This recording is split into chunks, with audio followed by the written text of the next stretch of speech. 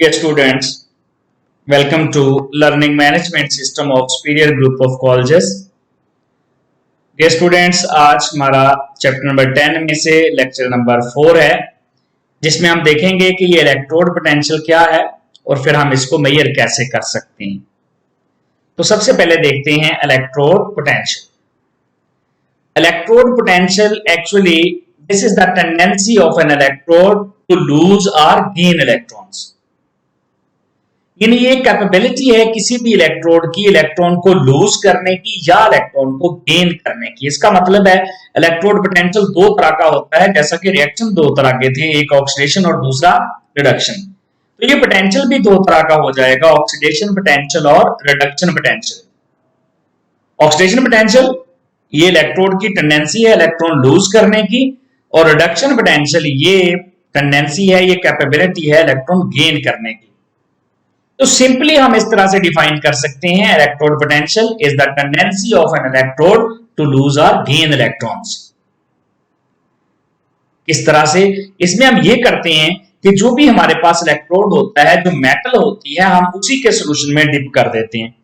जैसा कि देखें हमारे पास जिंक मेटल है, तो हम क्या करेंगे, जिंक को जिंक के सॉल्यूशन में डिप कर देंगे। अब यहां पर जो हमारे पास जिंक आयन है उन पर पॉजिटिव चार्ज है, और जिंक चूंकि मेटल है उस पर नेगेटिव चार्ज है, तो यहां पर इलेक्ट्रिकल डबल लेयर बन जाएगी। जो जिंक इलेक्ट्रोड है वहां पर हम नेगेटिव चार्ज शो करेंगे और उसके इर्द गिर्द सारे जिंक आयन आ जाएंगे, वो पॉजिटिव लेयर बन जाएगी, इलेक्ट्रिकल डबल लेयर। अब ये हमारे पास एक ही इलेक्ट्रोड है, तो इसी वजह से हम इसको कहते हैं single electrode potential. Single electrode potential when metal is dipped in aqueous solution या in aqueous solution of its ions। तो जिंक को उसी के सॉल्यूशन में डिप कर दिया, एक ही इलेक्ट्रोड है, this is single electrode potential. Next है electrode potential standard. Standard electrode potential होता है कि जब हम मेटल को उसी के सॉल्यूशन में डिप करते हैं, लेकिन सॉल्यूशन 1 मोलर होना चाहिए और टेम्परेचर 298 केल्विन होना चाहिए। कंडीशन स्टैंडर्ड होनी चाहिए। स्टैंडर्ड कंडीशन कौन सी होती है?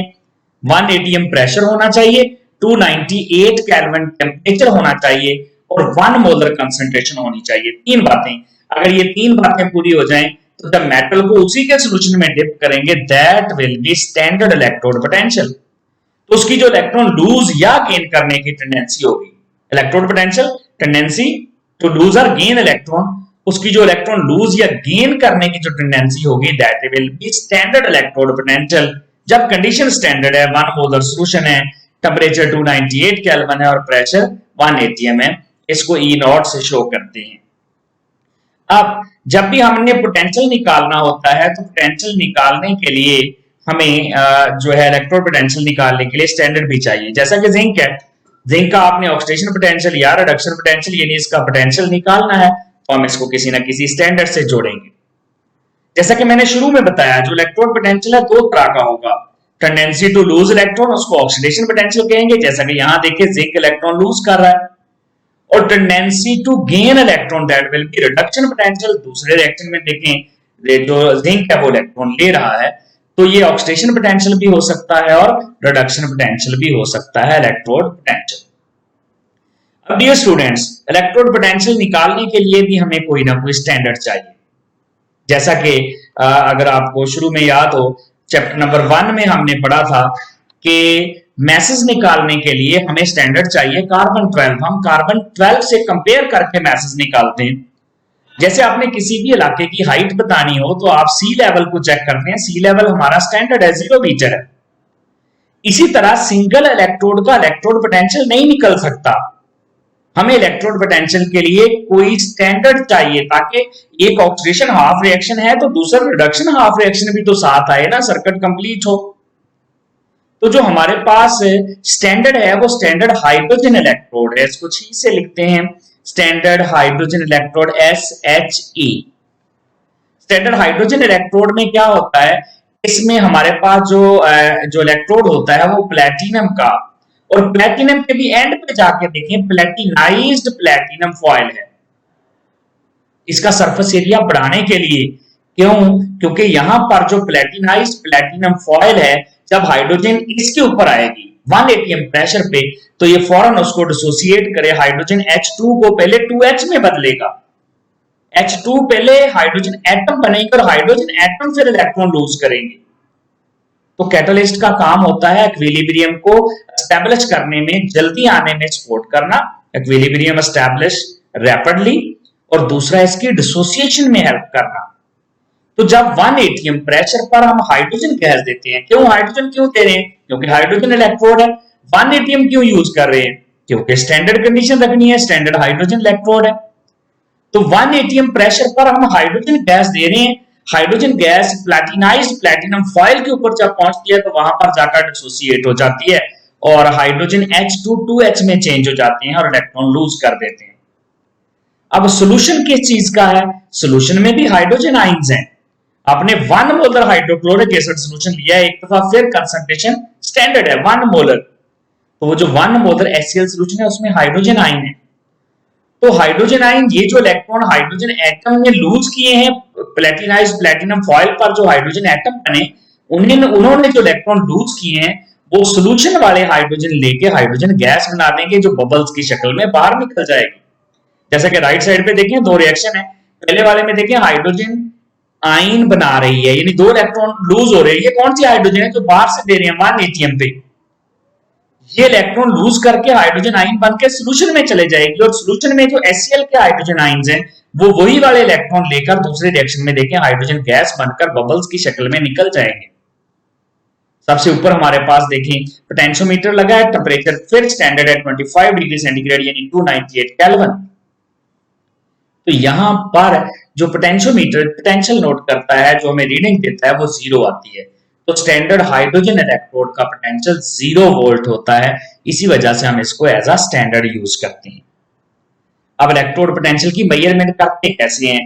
हम क्या करते हैं, एक तो हमारे पास स्टैंडर्ड इलेक्ट्रोड पोटेंशियल है, हम उसको कपल कर देते हैं उसके साथ जिसका पोटेंशियल हमने निकालना है, क्योंकि जब तक हमारे पास 2 हाफ रिएक्शन नहीं होंगे, एक ऑक्सीडेशन और दूसरा रिडक्शन, तब तक आप इलेक्ट्रोड पोटेंशियल फाइंड नहीं कर पाएंगे।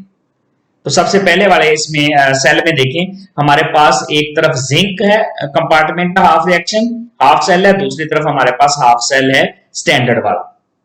अब जिंक और हाइड्रोजन, जिंक मेटल है, हाइड्रोजन जो है वो इलेक्ट्रॉन गेन करने की टेंडेंसी ज्यादा रखता है, जिंक लूज करने की। जिंक इज मोर रिएक्टिव, और जो ज्यादा रिएक्टिव होगा, ज्यादा वाले रिएक्टिव को हम एनोड बनाते हैं। तो जिंक एनोड बना, कॉपर हाइड्रोजन कैथोड बना। जिंक से इलेक्ट्रॉन निकले तो वो कन्वर्ट हो गया जिंक आइन में, वो इलेक्ट्रॉन चले गए हाइड्रोजन के पास और हाइड्रोजन आइन ने इलेक्ट्रॉन ले लिए और हाइड्रोजन गैस वहां से निकल गई। तो अब वोल्ट मीटर पर जो रीडिंग शो होगी वो एक्चुअली सेल का पोटेंशियल होगा, वो इलेक्ट्रोड पोटेंशियल होगा टोटल। और यहां पर हाइड्रोजन का पोटेंशियल तो 0 है, इसका मतलब है जो भी हमारे पास वैल्यू आएगी वो किसकी होगी? वो जिंक की होगी। अब जिंक क्योंकि एनोड बना है, इसका मतलब है वो जिंक का ऑक्सीडेशन पोटेंशियल होगा, जो भी यहां पर सेल का पोटेंशियल होगा, क्योंकि हाइड्रोजन का पोटेंशियल तो 0 है। जैसा कि देखें यहां पर जिंक ने इलेक्ट्रॉन लूज कर दिए और जिंक आइन बन गए, ये इलेक्ट्रॉन एनोड से निकले और कैथोड पर गए, जहां स्टैंडर्ड हाइड्रोजन इलेक्ट्रोड है वो 2 इलेक्ट्रॉन ले लेगा, उसमें ऐड हो जाएंगे, हाइड्रोजन गैस बन जाएगी। यहां पर रिएक्शंस देखें, हमारे पास रिड्यूस्ड और ऑक्सीडाइज्ड फॉर्म है, या कैथोड और एनोड का जो है पोटेंशियल का हम डिफरेंस निकाल लेते हैं। हाइड्रोजन माइनस जिंक है, ये हाइड्रोजन कैथोड और जिंक एनोड है, तो हाइड्रोजन 0 है और फिर जिंक, क्योंकि सेल का पोटेंशियल 0.76 वोल्ट आ रहा है, तो वो जो सेल का पोटेंशियल आएगा वो जिंक का ही होगा। और जिंक का पोटेंशियल देखें नेगेटिव साइन के साथ आएगा, क्योंकि जिंक एनोड है और इसमें से इलेक्ट्रॉन का लॉस हो रहा है, ये बड़ा रिएक्टिव एलिमेंट है।